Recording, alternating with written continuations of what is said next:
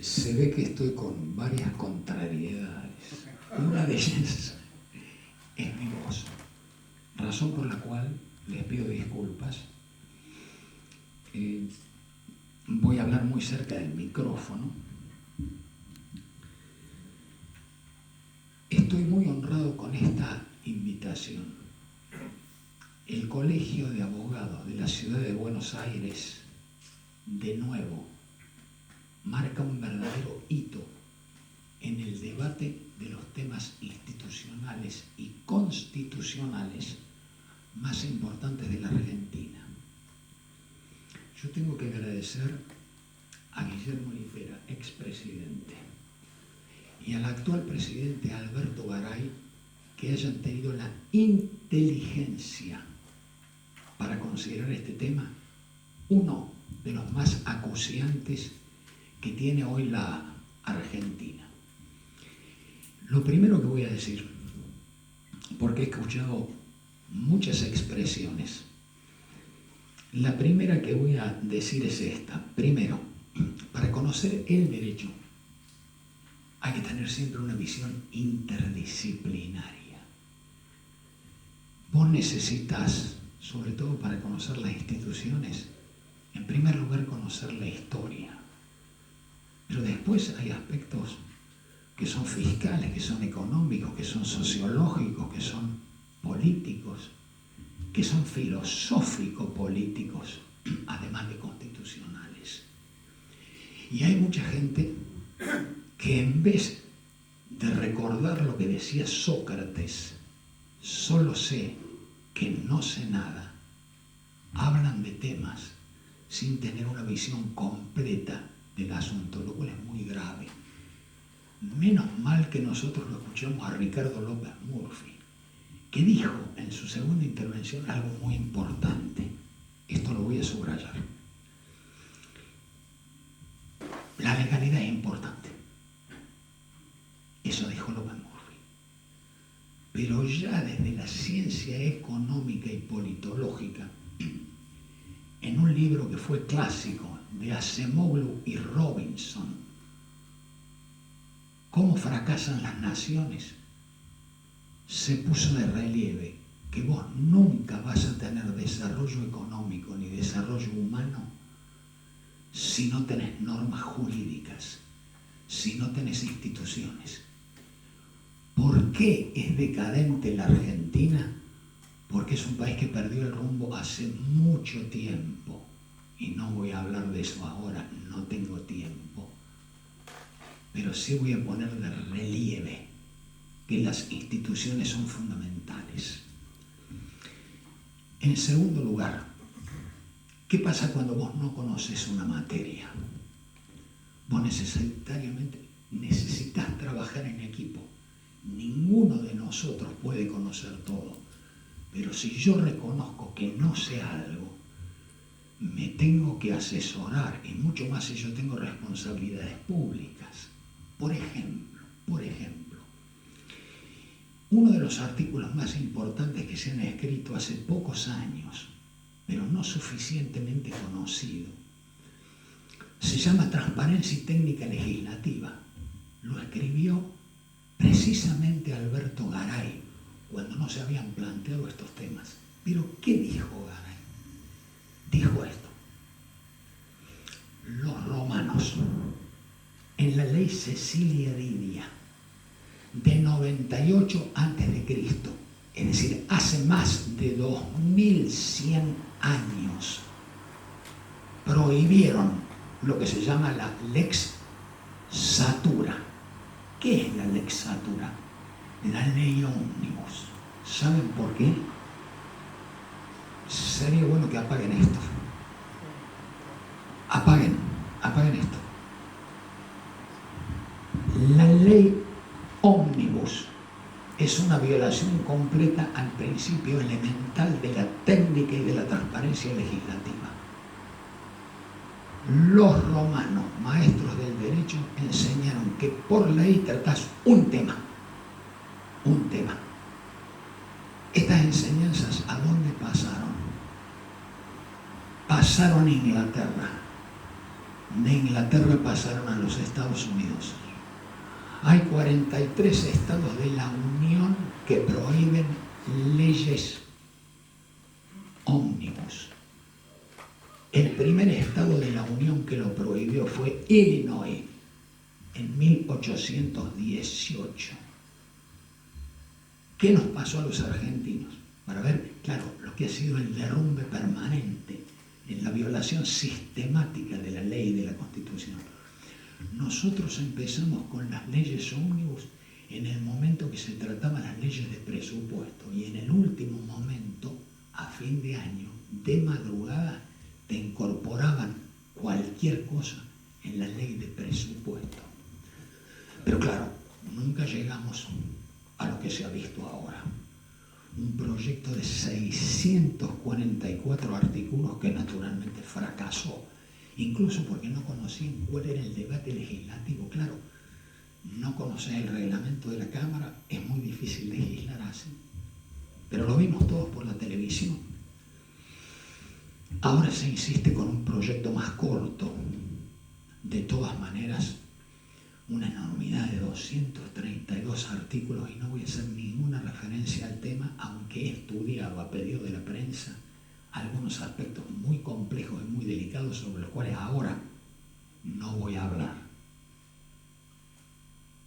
Si a esto nosotros sumamos en los desbordes institucionales los problemas más de fondo no mencionados en el panel anterior, pero que yo los voy a decir, pero de manera técnica. En Argentina padecemos una patología que es lo que se llama el hiperpresidencialismo. Esto significa, tampoco tengo tiempo de exponerlo, una serie de problemas muy delicados, pero particularmente el de avance del Poder Ejecutivo sin control del Congreso y con pocos controles del Poder Judicial, aunque la Corte Suprema en la última integración está produciendo avances muy importantes, como los ha hecho en materia de coparticipación impositiva, y la gente no quiere saber lo que dice la Corte. Es decir, la gente no quiere conocer ni lo que fue la Constitución, ni lo que es la Constitución, ni lo que fueron los debates de la Convención Constituyente del 94, y tampoco quiere conocer los fallos de la Corte, que ya son muy precisos en esta materia. Así que, en definitiva, trabajar en equipo, respetar siempre la Constitución, tener una visión interdisciplinaria y después, efectivamente, en un tema de esta envergadura, consensos políticos. Ejercitar algo de lo que nosotros carecemos, que es lo que se llama la política arquitectónica. Nosotros somos maestros en lo que se llama la política agonal, o sea, luchar por el poder y tratar de conservarlo de cualquier manera. Por eso conocemos el clientelismo, los gastos exorbitados, las violaciones constitucionales, la reelección indefinida que hoy está permitida en 3 constituciones provinciales.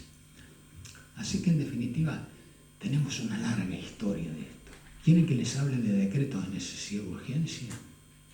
Por lo menos 880 después de la reforma del 94, con un campeonato inicial, el de Menem. Por eso fue uno de los puntos centrales de la reforma constitucional, y luego de esto, con muchísimos decretos, hasta llegar, por supuesto, al récord absoluto, que es el decreto 70, ¿no? De 366 artículos. Así que, entonces, primera cuestión que hay que entender: la Constitución Nacional es el ancla de nuestras libertades, es el proyecto político por antonomasia de la sociedad, es el único camino posible para un país decadente como la Argentina. Y entonces, con esta introducción, ¿qué ocurrió con la coparticipación impositiva? Yo creo que con la introducción que hizo el doctor Bermúdez, más las exposiciones de los 3 señores diputados de la Nación, creo que más o menos nosotros podemos conocer lo que ocurrió históricamente. Pero lo que tenemos ahora que poner de relieve es un análisis de lo que establece la ley suprema con respecto al federalismo. Tengo que aprovechar, discúlpenme, es un ABC en materia constitucional, pero lo tengo que decir porque, claro, ahora, por ejemplo, con el discurso que escuchamos del primero de los diputados, nos quieren hacer creer que la Constitución es la de 1853, y eso es un gravísimo error, que significa no conocer la materia constitucional. Esa fue la Constitución originaria, donde tuvo una influencia importante Alberdi, no fue el único. No voy a entrar al debate histórico, fueron muy importantes, porque él no fue constituyente. Algunos hasta creen que fue constituyente Alberdi, nunca lo fue. Solo tuvo 2 cargos, esencialmente diputado nacional en el 80, muy poco tiempo, y de alguna manera embajador de la provincia de Buenos Aires, nada más, de la Confederación, nada más. Pero ¿cómo nosotros no vamos a entender que esa es la primera versión normativa del federalismo en la cual no puedo detenerme? Federalismo completamente centralizado, alejado del modelo norteamericano. Y por eso no se entiende lo que es la Constitución ni el federalismo si no ves el tremendo debate, la tremenda polémica que alejó a 2 cerebros muy importantes del siglo XIX y del mundo jurídico y constitucional, o sea, Alberdi y Domingo Faustino Sarmiento. ¿Dónde está la corrección de los criterios más centralistas de la Constitución originaria con influencia alberdiana? En 1860. ¿Por qué? Porque esa, que es la segunda reforma constitucional en importancia, lo que hace es acercarnos más al modelo nuestro, que fue el modelo de la Constitución norteamericana. Es muy importante entender cómo vivió Sarmiento estas cuestiones. Todo el mundo pensaba que Sarmiento era el unitario. Claro, hasta que visita los Estados Unidos en 1847, enviado por el gobierno de Chile, estaba en el exilio, y a él le pasa lo mismo que al ex de Tocqueville, es decir, él queda deslumbrado por la fuerza de la democracia naciente norteamericana asentada en las autonomías locales, en el self-government propio del gobierno inglés que florece en las colonias, que es la base de las autonomías locales, y luego de un federalismo el más importante del mundo, no el más perfecto. Hay muchas versiones de federalismo. Yo en mis libros explico que más que una teoría del federalismo hay que decir federalismo o federalismos, porque no hay uno exactamente igual al otro. Pero lo que hay que percibir en la Argentina es que la Constitución Nacional que nos rige, y esto por mandato de los constituyentes del 94, es la histórica de 1853, con las reformas válidas que son las siguientes: 1860, 1866, 1898, 1957. No tiene vigencia la del 49. El más grande aporte del peronismo a la reforma del 94 fue no tratar de reivindicar la Constitución peronista de 1949, que entre otras cosas había consagrado la reelección indefinida de Juan Domingo Perón. Y por eso nosotros tuvimos, ayer lo recordamos en el seno de la Cámara de Diputados de la Nación, los 30 años de la reforma constitucional más importante. Si a mí me preguntan qué hicimos en los 40 años de democracia, lo que coloco como mayor fortaleza es lo que logramos en aspectos constitucionales, no solo al tener acuerdo para darle legitimidad democrática a la reforma constitucional más importante de la historia, que produjo un salto cualitativo enorme en el constitucionalismo argentino, reconocido en el derecho comparado, sino también la reforma de 20 constituciones provinciales, y anoten esto, 178 cartas orgánicas municipales. Es decir, el municipio técnicamente más avanzado a nivel del derecho comparado es el argentino y el norteamericano. Pero claro, no se pongan tan orgullosos, aunque debemos estarlo, porque siempre falta el análisis interdisciplinario para saber qué se cumple de la Constitución. Y acá, en este colegio, el 15 de diciembre del año pasado, presenté la tercera encuesta de cultura constitucional junto al politólogo Daniel Sobato, al sociólogo Eduardo Fidanza, donde hemos ratificado la primera encuesta de 2004, la segunda de 2014, con esta síntesis: Argentina es una sociedad anómica. El testamento intelectual fue el de Carlos Nino: Argentina es un país al margen de la ley.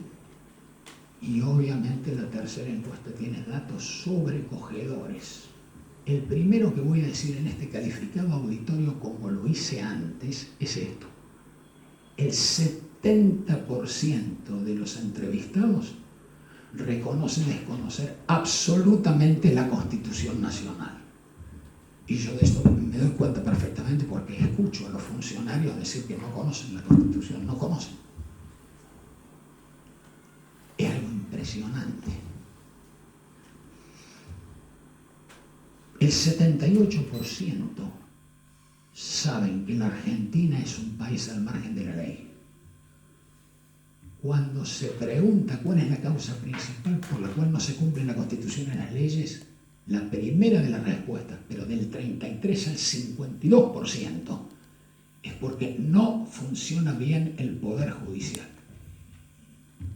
Y podría continuar con estos datos sobrecogedores, que nos llevan solo a una conclusión: si no tenemos educación cívica y democrática, no vamos a ser ni demócratas ni republicanos. Y la democracia republicana exige muchos requisitos y condiciones. ¿Por qué lamento no tener el PowerPoint primero? Porque este es un tema muy técnico y el PowerPoint ayuda para esto. Lo primero que hay que decir: estuve el fin de semana, les comento esto, releyendo 600 páginas del tomo sexto de la obra de la Convención Nacional Constituyente, que es elemental para poder hablar de este tema con alguna autoridad, ¿no? Porque mucha gente habla de las cuestiones constitucionales sin conocer los debates constitucionales, lo cual es complejo, ¿no? Pero ocurre.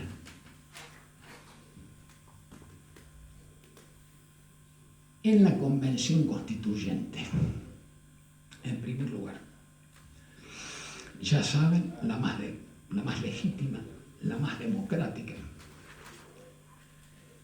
Lo primero que se resolvió es mantener exactamente el mismo esquema de competencias constitucionales en materia tributaria que provenía de 1853. O sea, los que tratan de decir hay que volver a 1853 es que no conocen, no saben lo que dicen. Exactamente se mantuvo la misma delimitación de competencias. Ustedes saben, no podíamos tocar los primeros 35 artículos. Artículo 4 de la Constitución, se hizo una referencia al mismo: impuestos directos e indirectos. Y ustedes saben que las reglas que los impuestos directos eran de las provincias. Había un debate sobre a quién correspondían los impuestos indirectos, internos. Y la Constitución, alejándose del modelo norteamericano, siempre con criterio más centralista, otorga todos los impuestos indirectos externos, importación y exportación, al gobierno federal. La Constitución dice que por razones excepcionales puede llegar a percibir impuestos directos el gobierno federal. Entonces, lo primero que hay que tener presente es lo siguiente: nada se modificó en 1994 con respecto a lo que fue la división originaria de competencia en materia tributaria. O sea que los sistemas de federalismo fiscal comparado, nosotros tenemos ahora la coexistencia de dos sistemas, una clara separación de fuentes. Acá hay un tesoro federal, hay 23 tesoros provinciales, está el tesoro de la Ciudad Autónoma de Buenos Aires y hay 2.250 tesoros municipales. Todos tienen poder tributario. Nadie, y mucho menos la reforma del 94, que tuvo como una de sus ideas fuerzas el fortalecimiento del federalismo, se le ocurrió modificar lo que venía desde allá. Esto es lo primero que hay que decir para que no haya ningún tipo de errores en esta materia. Segunda cuestión: constitucionalización del sistema de coparticipación impositiva. Claro, esto, inciso segundo del artículo 75, fue una cuestión elemental porque ya tenía 60 años de vigencia y porque además es lo más común a nivel del derecho fiscal comparado. ¿Por qué estoy hablando tanto de federalismo fiscal? Porque el 30 y 31 de mayo asisto al seminario de federalismo fiscal. Ella tiene más de 25 reuniones. Yo debato con los economistas especialistas en la materia. Va a estar ahí Alberto Porto, va a estar Juan Yach, que son los hombres que estudian estas cuestiones con mucha precisión técnica. Y si uno quiere mirar un poco el derecho comparado, véanlo a John Kincaid o a Ron Watts, que acaba de morir, de Canadá, para saber qué ocurre en el mundo en esta materia. Pero ya lo anticipó también Ricardo López Murphy, que ha estudiado estas cuestiones. Lo cité en la Convención Constituyente. Pero no conocen el sistema de equalization de Canadá, cuando acá hubo reuniones a las cuales asistí hace años para analizar estas cuestiones. No se puede considerar en el derecho comparado lo que ocurre en Australia, lo que ocurre en Alemania. Incluso aunque no es un Estado federal, no puede analizar lo que pasó en las comunidades autónomas, por ejemplo, de España. No pueden estudiar en la Unión Europea la tarea extraordinaria que se ha hecho en esta materia para tratar de garantizar igualdad de oportunidades. No se puede comprender esto. Era lo que decía Ricardo: el sentido común, la ciencia aplicada, el análisis incluso del derecho comparado para entender las situaciones. No lo pudimos hacer. ¿Qué estableció el constituyente? Lo primero que voy a decir. Pero, ¿saben cuántos gobernadores participaron directamente en la elaboración de estos temas? Este tema fue tratado por 4 comisiones. Cada comisión tenía 50 miembros. Había 2, régimen federal y competencia federal. Presidían Manisch y Massachetti, que en ese momento eran gobernadores. Pero había otros más. Estaba Duhalde, estaba Reutemann, estaba Moyne, estaba Néstor Kirchner, estaba Carlos Maestro, estaba Adolfo Rodríguez Sá. Es decir, ¿por qué se produjo esto? Porque esa fue la asamblea constituyente más importante por lejos de toda la historia argentina y donde estuvo todo el arco político e ideológico y donde obviamente todos sabemos que hubo elecciones absolutamente libres, 305 convencionales, 19 bloques políticos, y si hay algo que define a la obra constituyente, ¿saben qué es? Es el altísimo grado de consenso, que llegó hasta la sanción por unanimidad de 3 cláusulas, en las cuales ahora no me detengo, pero es una cosa realmente notable. De todas maneras, no me sorprende. Hay muchos profesores que hablan de la reforma sin leer los debates de la Convención Constituyente. Así que, en definitiva, ¿qué es lo que establece el Constituyente? Y esto lo mostraba muy bien el PowerPoint. ¿Cuál es el procedimiento para sancionar? En esta materia hay que entender 3 conceptos, si no, no puedes entender. Masa coparticipable, distribución primaria y distribución secundaria. ¿Qué es la masa coparticipable? Es la cantidad de tributos que vos vas a distribuir en los distintos órdenes jurisdiccionales. ¿Qué es la distribución primaria? Es lo que le toca en un primer momento al gobierno federal y lo que le toca al resto de gobiernos subnacionales, o sea, las provincias, la CABA y los municipios. ¿Qué es la distribución secundaria? Dentro de lo que le toca a los gobiernos subnacionales, lo que les toca específicamente a cada uno de ellos. ¿Qué es lo que ordena la Constitución en este tema? Primera cuestión, masa coparticipable. Es el tema clave para entender la cuestión. Y después la distribución primaria. Sin eso no entendés el proceso. Masa coparticipable. Los impuestos directos que excepcionalmente cobre el gobierno federal, más los impuestos indirectos internos que empezó a cobrar a partir de la crisis de 1890, todo admitido por jurisprudencia incluso de la Corte Suprema de Justicia de la Nación. ¿Qué es lo que ha ocurrido en la distribución primaria? Y esto es lo que más lamento, no tener el PowerPoint, porque para entender la tragedia del otro tema que voy a incorporar para entender el tema, que es lo que se llama la palabra unitarismo fiscal, que es lo que define a la Argentina. Ya lo había anticipado Pedro J. Frías, el antecesor en mi cátedra y director del Instituto de Federalismo de la Academia de Córdoba, y gran especialista en la materia. En Argentina nosotros tenemos hace mucho tiempo unitarismo fiscal. ¿Qué significa esto? Significa que una cosa puede decir la Constitución, pero otra cosa completamente distinta presenta la realidad. Voy a traer datos actuales, los más actuales que tengo. Tampoco se consiguen los datos. Juan Yach, libro Unitarios y Federales, libro de 2011. Solo ingresos, no voy a analizar gastos. Es cierto que no hay correspondencia fiscal. Ingresos, escuchen bien. Gobierno federal, 84,4%. Ingresos de 23 provincias más la CABA, escuchen bien, 14,2%. Ingresos de 2.250 gobiernos locales, 1,4%. Les voy a traer ahora análisis de derecho comparado.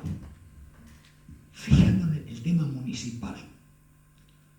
En Suecia, ustedes me dirán país unitario, ingresos de municipios, 35,7, datos de la OCDE. Entonces me dicen, no, es un gobierno unitario. Les traigo la federación más importante del mundo, Estados Unidos. Ingresos de los municipios en Estados Unidos, 15,9%. Esto lo dije en la audiencia pública, en uno de los asuntos que gané ante la Corte Suprema, porque les tengo que contar que la jurisprudencia de la Corte Suprema cada día es más importante en materia federalista y municipalista. Y no escapa a ello que hay ministros de la Corte que fueron miembros de la Convención Nacional Constituyente. Entonces saben de qué se trata la cuestión del federalismo. ¿Qué fue lo que nos ocurrió en la distribución primaria? Algo muy grave, que comenzó en la década del 90, lo que se llama las detracciones a la masa coparticipable. Si vos analizás la distribución primaria y llegas, ley 20.221, con muy buenos criterios técnicos, Tiene razón López Murphy. ¿Qué ocurrió en la época de Alfonsín? Claro, ahí estuvo la muñeca. Solamente hay una respuesta en la política, porque se estableció en la distribución secundaria lo que correspondía a cada distrito. Obviamente hubo beneficiados y perjudicados, en particular la poderosa provincia de Buenos Aires, y siempre la Cava perjudicada. Así que en definitiva, la distribución primaria lo que marca es el avance del unitarismo fiscal. Lo que se había logrado por primera vez en la historia es que el conjunto de las provincias y municipios tuviera más que el gobierno federal, porque además son los que prestan los servicios y competencias. Son las provincias y municipios que tienen mucho más servicios y competencias que el gobierno federal. Eso fue modificado a partir de que asume la presidencia Menem y Cavallo. ¿Cómo lo hicieron? Con un expediente. Asignaciones específicas. ¿Qué significa técnicamente la asignación específica? Que vos te traes montos de la coparticipación impositiva y el gobierno federal es el que maneja eso. Y por eso explicó también López Murphy, para que se entienda bien el tema, cómo han llevado adelante la tributación. Por ejemplo, impuesto país. Por ejemplo, retenciones al campo. ¿Saben por qué? Para manejarlo todo desde el gobierno. No es gobierno federal, es gobierno puramente central. Algunos creen que la Argentina es unitaria. No. La Argentina es federal. No tengan ninguna duda. Y la Argentina será, sí, federal. De lo contrario, seguirá en la decadencia y en la magnitud de las asimetrías que hoy nosotros tenemos. Uno de los países con mayores asimetrías del mundo, que es hoy la Argentina. Así que, en definitiva, muy claro entender el tema de la distribución primaria. ¿Qué dice el constituyente? Relación directa a servicios, competencias y funciones. Con lo cual, claramente nosotros sabemos que los que prestan mayor cantidad de dinero son provincias y municipios. Imagínense salud, educación, seguridad, justicia. Y no hablemos de los gobiernos locales. Así que en definitiva resulta muy claro cuál fue el procedimiento utilizado. ¿Cómo hicieron las detracciones? En algún caso por ley, en otros casos por simple decreto. ¿Cuándo se termina esto? Constitucionalmente. Cuando la Corte Suprema, en el fallo más importante en materia de federalismo fiscal de toda la historia argentina, que son los 5 reclamos de las provincias de San Luis, Santa Fe y Córdoba, la Corte en el 2015, en caso Santa Fe contra Estado Nacional, con la cláusula del artículo 75, inciso 2, dice claramente que de ninguna manera puede avanzarse sobre la materia de coparticipación si no tenés la aquiescencia de la provincia respectiva, de la misma manera que esto ocurre con la transferencia de servicios. Hablamos de transferencia de servicios. ¿Por qué está la cláusula esa? Pero ustedes no conocen que el gobierno militar transfirió salud y educación sin ningún recurso a las provincias y que hizo exactamente lo mismo Menem y Cavallo. No se conoce eso. Es decir, Argentina perdió el rumbo ya hace mucho tiempo. La reforma fue considerada un triunfo del federalismo argentino y por eso inicialmente trataron de frenarla. Y como he releído en detalle, he visto hasta las cuestiones de privilegios formuladas en la Convención frente a las expresiones absolutamente antidemocráticas de altos funcionarios del gobierno de entonces. Distribución secundaria. Lo que te dice el derecho comparado. Equidad, solidaridad, pretender un igual nivel de posibilidades en toda la Argentina. En definitiva, sentido común. Lo que significa el concepto de igualación, de equalization. Obviamente tenés que tratar de garantizar que en todo el país haya situaciones que te permitan un desarrollo similar. Vamos al tema que se habló muy bien, lo planteó muy bien Laspina, muy bien. ¿Hace falta unanimidad de las provincias? ¿A quién se le ocurrió decir eso? ¿Quién inventó eso? Yo sé que pueden haber sido algunos colegas, algún economista. No han leído el debate constitucional. Lo he leído en detalle. He visto en el tratamiento en particular, tomo sexto, podría citarles la página, la tengo acá, las últimas preguntas que se hace Rubén Marín, miembro informante de todo este sistema. De ninguna manera hace falta la unanimidad. No hace falta llegar con una acción declarativa de certeza ante la Corte. Hay que cumplir ya la Constitución, simplemente hay que hacer eso. Menos mal que frente a la opinión que escuché del presidente de la Comisión de Presupuestos, yo ayer escuché la opinión en la Cámara de Diputados de Martín Menem, presidente de la Cámara, donde dijo que hay que avanzar en la sanción de la ley convenio de coparticipación impositiva. Y es lo que acabamos de escuchar de los diputados Laspina y López Murphy. Es lo que hay que hacer. Conclusión. Concretamente, Rubén Marín dice: de ninguna manera la Constitución establece que haya unanimidad. Es cierto que eso puede ser reglamentado. Nosotros somos una federación, no una confederación, así que no hay que tener ese temor, hay que ponerse a trabajar. Dos hechos históricos que somos más. La ley 14788, tiempos de Frondizi, y la 23.548. Y cito los acuerdos fiscales de la época de Mauricio Macri. Casi todas las provincias firmaron. De tal manera que en esto no hay que temer. La Constitución establece una mayoría absoluta por parte del Congreso y de la Cámara de Diputados. Podría tenerse el mismo criterio para ver cuáles son las provincias que aprueban o desaprueban, pero hay que avanzar de inmediato en esta materia. Así que, en definitiva, no tenemos otro camino, ya no tengo tiempo, que tratar de avanzar en el cumplimiento de la Constitución. Yo ahora sí, si la tecnología me permite, solo voy a leerles las 20 propuestas que he propuesto para fortalecer el federalismo. A ver si esto me funciona, por lo menos. Quiero ver si tengo suerte.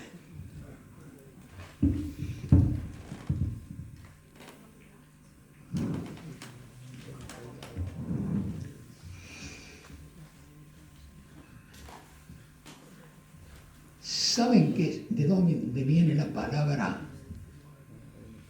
federación?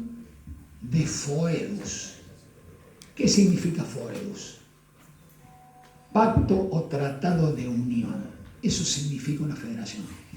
¿Cuál es el tránsito marcado por la reforma del 94? Pasamos de un federalismo dual o competitivo a un federalismo mucho más moderno, que se llama federalismo de concertación.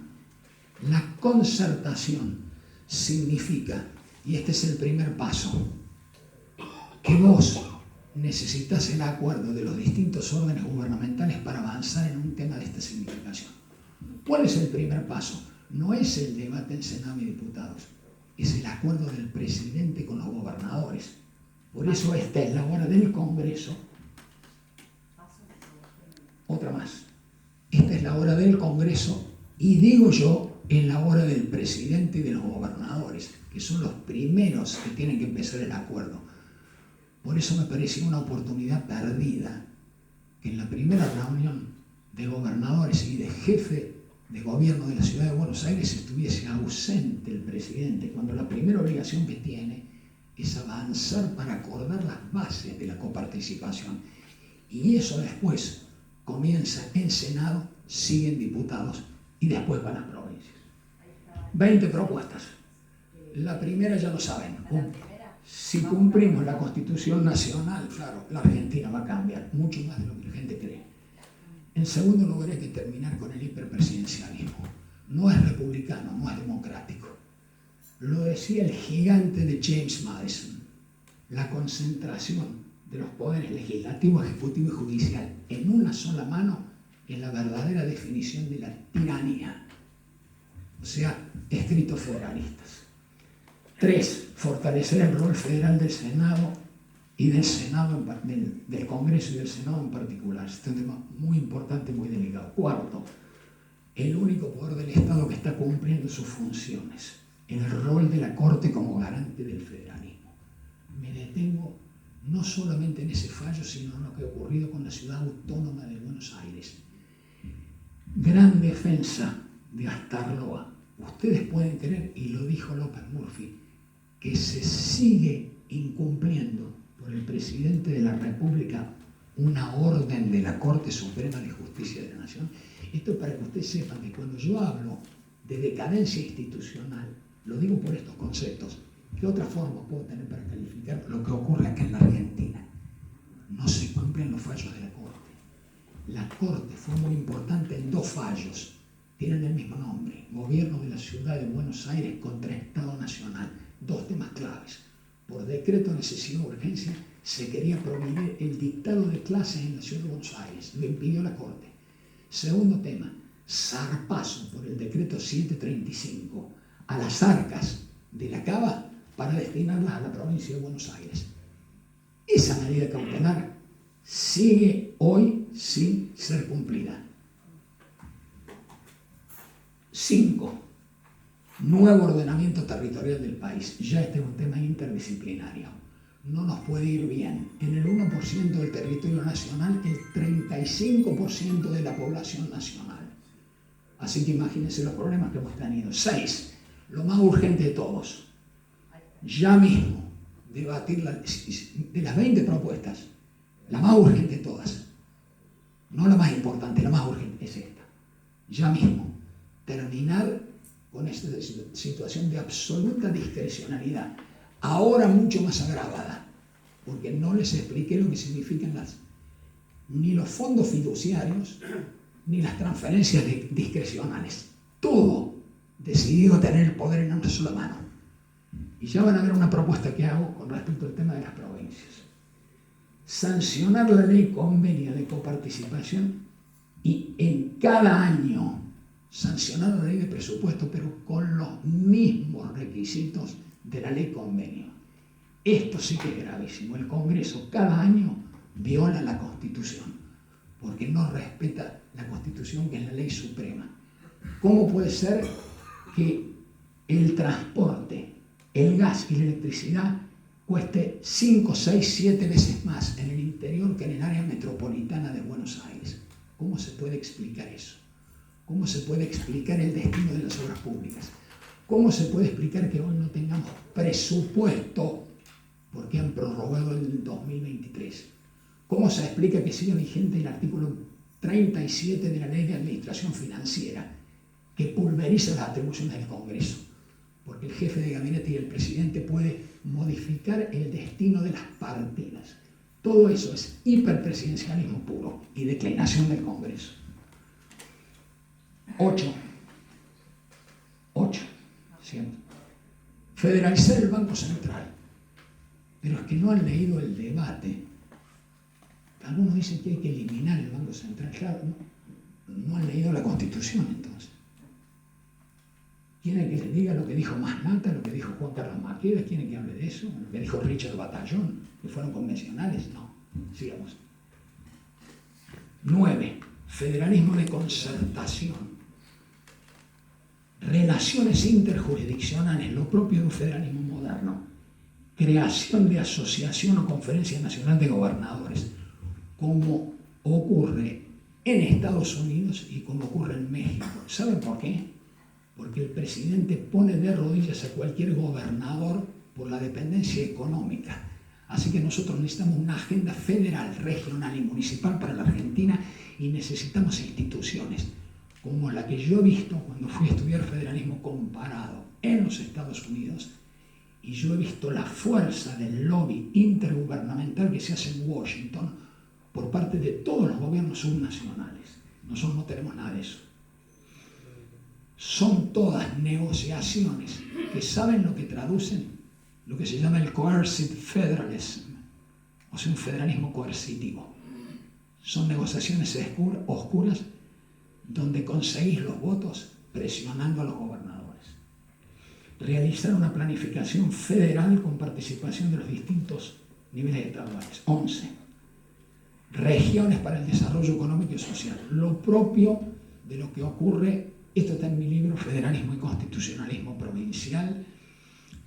No puedo detenerme, es lo que ocurre en la Unión Europea, en el NAFTA, etc. 12. Nuevo rol de regiones y provincias en los procesos de integración nacional y supranacional. Otra idea fuerza de la reforma, promover la integración no solo nacional, artículo 124, sino 75, inciso 24, procesos de integración regional. 13. Autonomías provinciales de la ciudad autónoma y de los municipios. Claro, no puedo detenerme en esto. Imagínense la mutilación, estoy en la capa, que tiene hoy la autonomía plena de Buenos Aires. ¿Pueden creer que por el lobby de los jueces no se puede avanzar en la transferencia de la justicia nacional, penal, civil y comercial? ¿Pueden creer eso ustedes? En violación directa del artículo 129 de la Constitución Nacional. Esa es la realidad de la Argentina decadente. Y esto está en el Congreso. Y los proyectos están en el Congreso y hay que avanzar en esta materia. Y de inmediato. Modificar o derogar la legislación centralista vigente. Esto es para un seminario. Pero si yo les empiezo a explicar qué pasa en distintas materias, sería realmente muy impresionante ver lo que ha votado muchas veces el Congreso, o lo que se ha resuelto por decretos. 15. Federalizar la educación. Este es un tema muy importante, lo desarrolla Yach. 16. Federalismo de concertación en la exploración, explotación y aprovechamiento de recursos naturales. Esto es clave, esto es absolutamente clave, porque tenemos oportunidades económicas. Pero claro, no manejando las cosas del gobierno central, ¿no? Y dejando pequeñas regalías para las provincias, ¿no? Con datos que tengo que son impactantes, sigamos. 18. Servicios públicos de competencia nacional. Algunos ni saben que las provincias pueden participar en los entes de control de servicios públicos nacionales. 18. Principios federales en la doctrina y organización de los partidos políticos. Con un tema previo, nos quedamos ya sin partidos políticos, no tenemos instituciones, pero es clave que haya federalismo dentro de los partidos. En algún momento se designaban candidaturas desde Buenos Aires. 19. Descentralizar e integrar el país. Estoy mirando otras cosas. Estoy pensando en las vías férreas, vías navegables, etc. No todo centralizado en Buenos Aires. Y el gran debate. Soy abogado del traslado de la capital federal. Como lo pensó Artigas, como lo pensó Alberdi, como lo pensó Sarmiento, como lo pensó Alem y Raúl Alfonsín. Soy partidario de eso. Total, nosotros ya resolvimos la cuestión. La ciudad de Buenos Aires, para siempre, es un miembro de la relación federal. Es casi una provincia. Ya resolvimos el problema constitucional. No me pregunten a dónde debe ir, a donde sea, después de estudios. Y ¿saben qué? Solo una cosa, como lo dijo Félix Luna. Una ciudad chica para pensar en grande a la Argentina. La Argentina no termina en los límites de la Avenida General Paz ni en los límites de la área metropolitana de Buenos Aires. Nada más.